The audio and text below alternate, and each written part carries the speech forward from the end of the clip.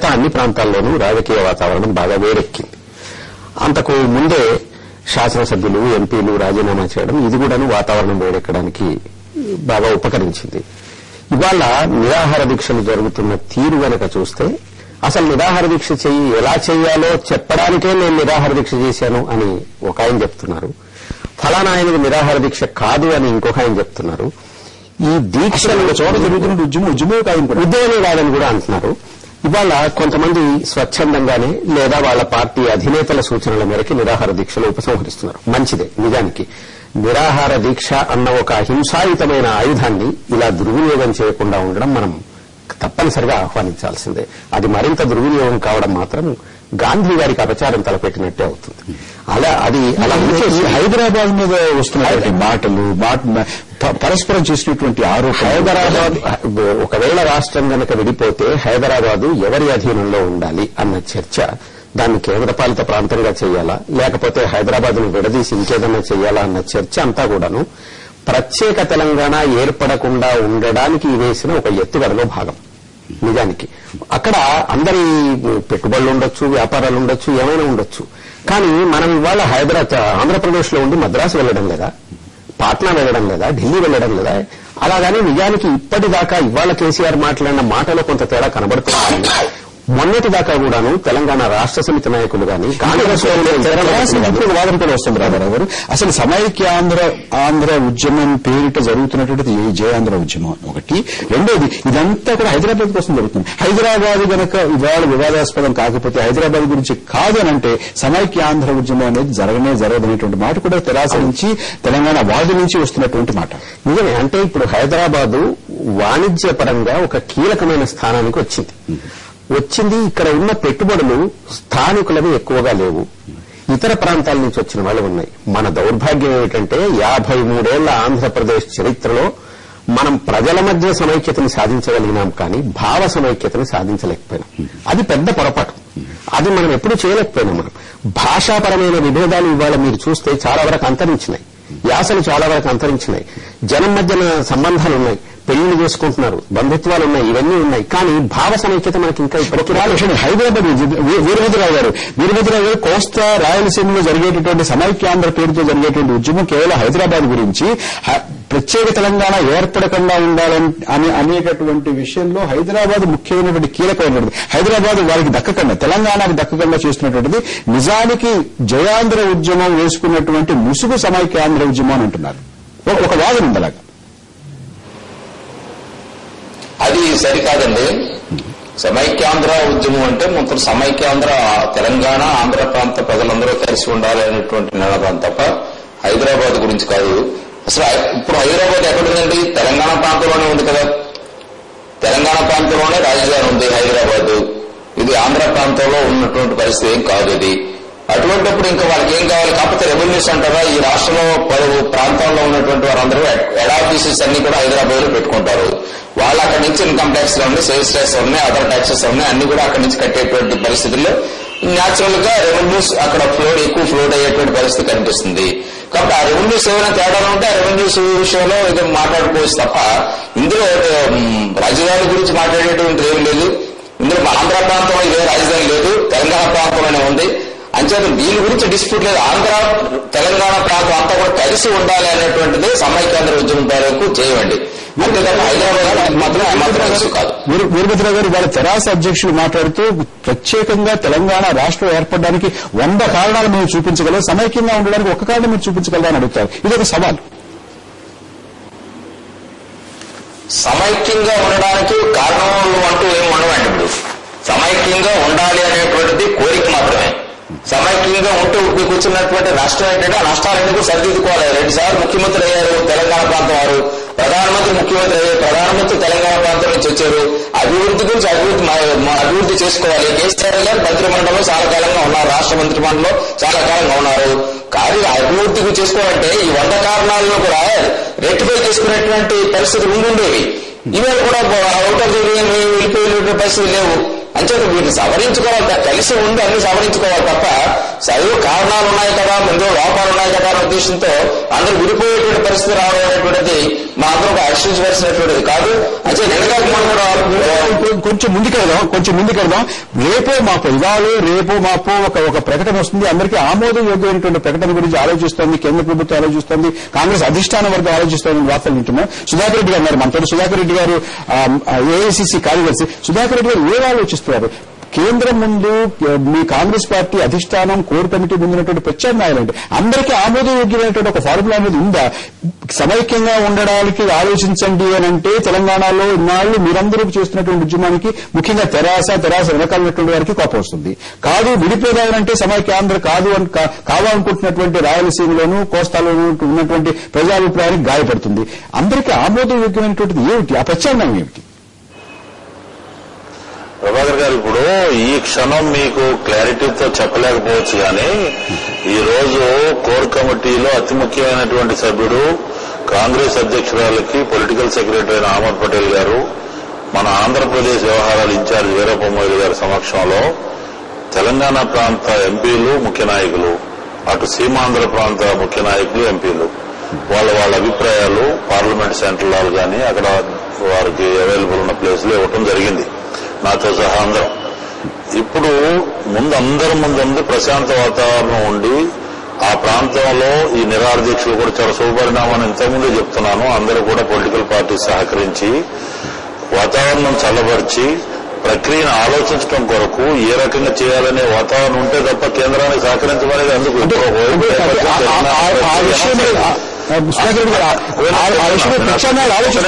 Let me complete. ప్రత్యామ్నాయం అంటే ఇప్పుడు అవతల వైపు ఒకవైపు యూనియన్ గవర్నమెంట్ ఇన్ టోటో అన్ని విషయాలు పరిగణలో తీసుకొని అఖిలపక్ష సమావేశం, ఇటు సిఎల్పి ఏకసూత్ర ఏకవాక్యక తీర్మానం అనుకోండి, లోక్సభలో 14 పార్టీలు ఎక్స్ప్రెస్ చేసినటువంటి అభిప్రాయాలు అనుకోండి, ఇవన్నీ బ్యాక్గ్రౌండ్ ఈ జరుగుతున్నటువంటి ఇన్పుట్స్ ఇవన్నీ తీసుకొని ప్రక్రియ ఈ విషయం మీద ఇంకొంచెం లోతుగా వెళ్ళాలి. ఒక చిన్న విరామం తీసుకున్న తర్వాత మళ్లీ దీని మీద చర్చ కొనసాగిద్దాం.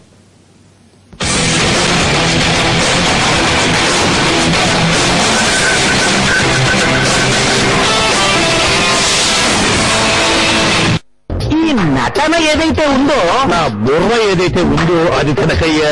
ఈ క్రేన్ ఒక్క పరుకులు తినవయ్యా. పెన్షన్ ఎందుకు దండగా, క్రేన్ ఒక్క పరుకులు ఉండగా. నేను అమ్మా తర్వాత ఫోన్ చేస్తా.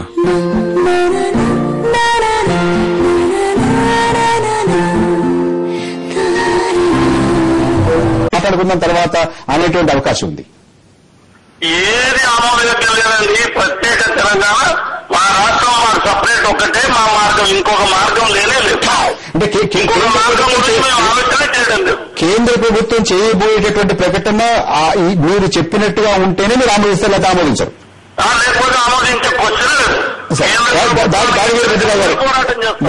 దాడివేలు భద్రరావు గారు, సుధాకర్ రెడ్డి గారు అంటున్నారు మొత్తం చాలా ముఖ్యమైనటువంటి వారు, కేంద్ర కేబినెట్ రాజకీయ వ్యవహారాల కమిటీలో సభ్యులు, కోర్ కమిటీలో సభ్యులు ఒక ప్రత్యామ్నాయం గురించి ఆలోచిస్తారు. ముందు అన్ని ప్రాంతాల వారు శాంతించేలాగా ఒక మాట చెప్తారు, ఆ తర్వాత ఏం చేయాలనేది ఆలోచిస్తారు అనేటువంటి ఒక ప్రత్యామ్నాయం, ఒక ప్రతిపాదన తీసుకొస్తున్నారంటారు. మీకు కనిష్టంగా ఏది మీకు ఆమోదయోగ్యంగా ఉంటుందని అనుకుంటున్నారు?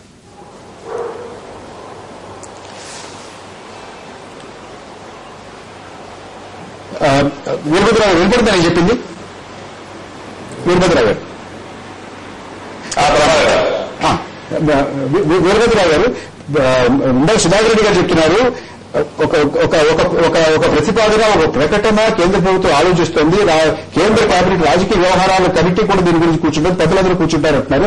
ముందు అన్ని ప్రాంతాల్లో ఉన్నటువంటి ఉద్రేకాలు చల్లార్చేటటువంటి ఒక మాట వస్తుంది, ఆ తర్వాత ఏం చేయాలని ఆలోచిస్తారంటారు. మీకు కనిష్టంగా అన్ని ప్రాంతాలకి మీకు అందరికీ ఆమోదయోగ్యంగా ఉండేటటువంటిది ఏమిటి? ఇందాక నరసింహారెడ్డి గారు అడిగితే తెలంగాణ ఏర్పాటు చేసేటటువంటి మాట వస్తూనే మాకు ఆమోదయోగ్యం అంటారు. మీకు ఆమోదయోగ్యం ఏమిటి?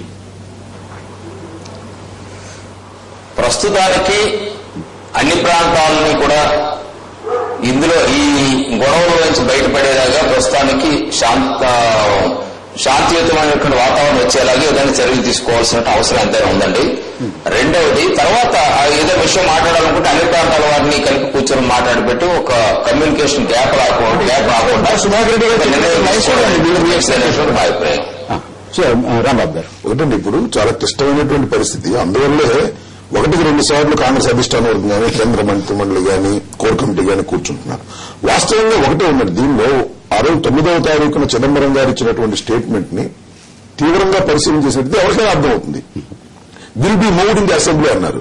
ఇవాళైనా అసెంబ్లీలో మూవ్ చేయడం ద్వారా అభిప్రాయాన్ని తెలుసుకోవడం అనేది మ్యాండేటరీ అండి. అభిప్రాయం అనుకూలంగా ఉందో వ్యతిరేకంగా ఉందో అనేది కాదు, దాని మీదే నిర్ణయం తీసుకుంటామని నరసింహారెడ్డి గారు పార్టీ లేదు. నరసింహారెడ్డి గారి పార్టీ ఇటు పరిస్థితుల్లో వాళ్ళు ఏం చెప్తున్నారంటే తెలంగాణ ప్రక్రియ మరి సుధాకర్ రెడ్డి గారు ఇందాక చెప్పినటువంటి అన్ని ప్రాంతాల్లో ఉన్నటువంటి ఉద్రేకాలు చల్లార్చేది అది చాలా అవసరం. అది చాలా అవసరం.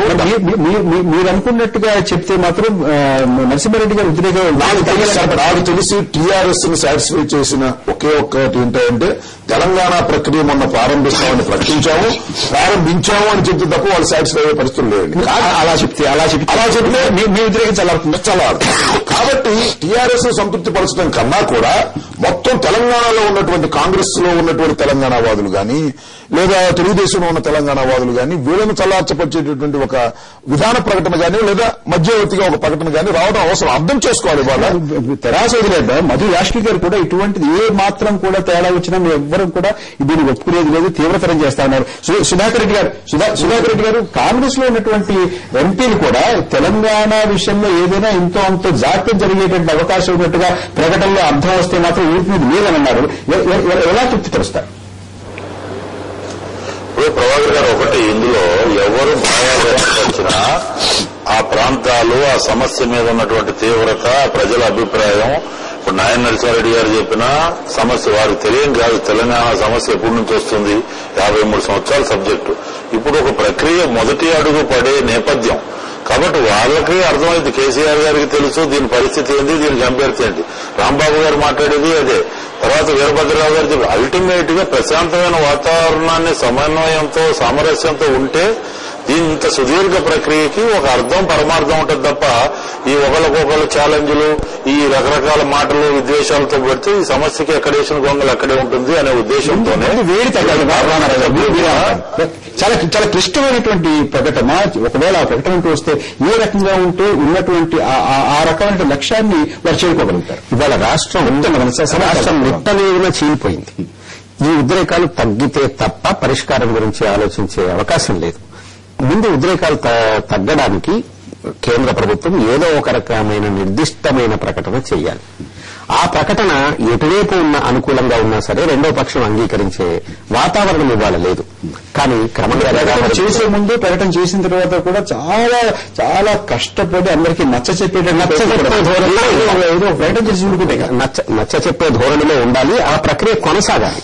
దాన్ని అక్కడితో వదిలేయకుండా మనం కూర్చొని చర్చించుకుందాం. అన్ని పక్షాల వాళ్ళకి ఆమోదయోగ్యమైన నిర్ణయం తీసుకోవడానికి ముందు సహకరించండి అని చెప్పగలగా మనం ముగించుకుందాం.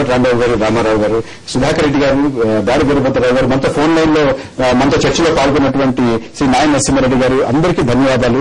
నమస్తే ఆంధ్రప్రదేశ్.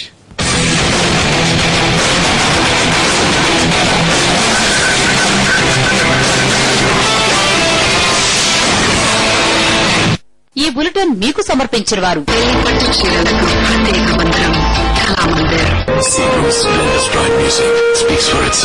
ఏళ్ల తరబడి నమ్మకమైన సోప్, ఈటా సోప్. చూడను ఒక పెప్సీ, చూడను సామాజిక న్యాయం కోసం పిడికిలి బిగించింది సూర్య. ఈ బులెటిన్ మీకు సమర్పిస్తున్న వారు Parachute after shower anti dandruff oil. Frankie footwear, being style.